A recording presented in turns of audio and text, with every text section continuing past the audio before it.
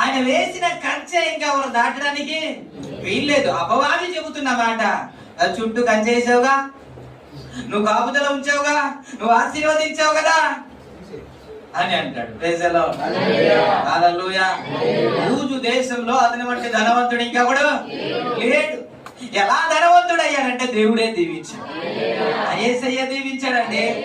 ఇంతగా దీవిస్తున్న అనేక భక్తుల జీవితంలో దేవుడు కార్యము చేస్తున్న దేవుణ్ణి పట్టుకొని ఏమన్నాడంటే, నువ్వు పెట్టని చోట ఎత్తువాడును, విత్తని చోట పోయివాడు కఠినుడు నువ్వు అన్నాడు. ఎక్కడ కనబడుతుంది? ఎవరి జీవితంలో కఠినుడుగా ప్రవర్తించడైనా, ఎవరిని దీవించకుండా ఉన్నాడు?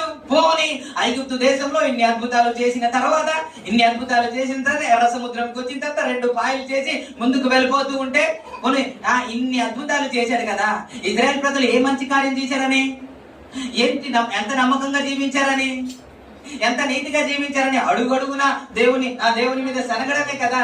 ఎందుకు తీసుకొచ్చావు ఇక్కడ చావడానికా? మాకు ఏమీ లేదు.